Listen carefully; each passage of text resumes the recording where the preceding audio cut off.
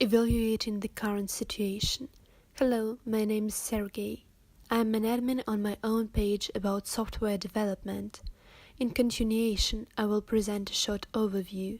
In the Russian Federation, my engineering and design activities in friendly conditions, for example in a research institute under the guidance of a scientific leader, are not financially supported. Instead, it is offered to work for no reward during the free of lectures time. This means that a person is being morally destroyed and ready to give his mental potential for some incomprehensible ideals.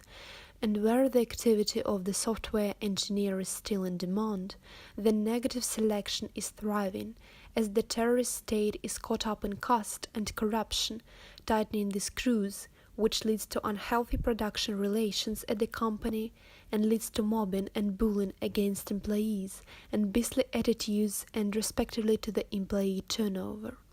I agree with the quote of the president of the Sberbank, Herman Gref, in one of his speeches: "Programmers are not needed or are needed on the terms of laborers. Those who have the possibility will move to prosperous countries, and those who are not very clever and successful will die or waste their lives languishing." For example, I have been exposed to neuroleptics by psychiatrists and placed in a psycho-isolator because of parents' claims for slacking off, misery and lack of desire to act within the framework created in a terrorist state. The medicine in the new Gulag is designed for people of low level of development, those with low intelligence and unconfident. For me, it turned out to be useless and destructive. Even in medical centers for an additional fee, patients are treated either with some kind of dross, predominantly made on the basis of the slaughterhouse industry, which doesn't have an impact on my organism, or vice versa, using torture in the guise of drugs, insults, humiliation, and imprisonment in a prison that is issued for a medical institution. Thus, it is necessary to overcome previously acquired health problems expressed in such symptoms as pain, fatigue, stress, and insomnia alone.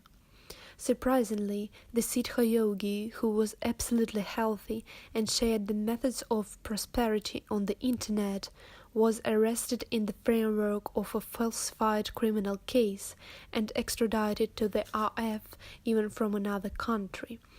The Russian nation, which is a two-stage pyramid, is fastened with spiritual staples, a set of primitive false patriarchal ideologies of a dual type, designed to strengthen the relationship between the low-paid, low-skilled servicing staff of the gas-filling state and caste of corrupt officials. On the basis of ideological units, spiritual staples, the terrorist state plans to adopt a single-state ideology. But what happens when you don't fit into the Russian nation? You are on the sidelines, and you are searching the free space to connect with people like you for joint activities. In the terrorist gulag as a whole, a destructive system of relationships has developed. After acquiring the experience of communication and interaction with people who show bad qualities of rats and terrorists according to the gospel that was instilled from childhood, if you have been hit on the left cheek, turn the right cheek to him also. There is a give up and complete loss of confidence in society and its citizens. And it is not easy to overcome the emerging disgust and distrust, but nevertheless there are still enthusiasts who have some small financial budget for an interesting engineering project who I am on the same page with. You cannot spend more time with the individuals showing negative qualities of threats and terrorists than is required by the fulfillment of the obligations imposed by the society. You can't be careless and forget about the goals for achievement in life, otherwise you will be on the verge of the grave. This is confirmed. An interesting engineering startup project is not something that manual laborers are instructed to do by caste managers approved by the KGB, who took their place in the social hierarchy as a result of negative selection. and it is assumed that after the monetization of the project, % of profits will be received. A small financial budget is when the funds are short of a little more than for basic necessities and poor quality food available in stores. USSR 2.0 fodder, dairy products with palm oil and other substitutes. All the activity has to be done in the same room with toxic relatives. Next moment, except for other expenses and taxes, checks are issued every month for housing and communal services, and if they are not paid for, you can easily be thrown the street, or for example in a psychoneurological boarding school, where relatives can send you for unwillingness to interact with the surrounding society. In the terrorist gulag is a transportation collapse.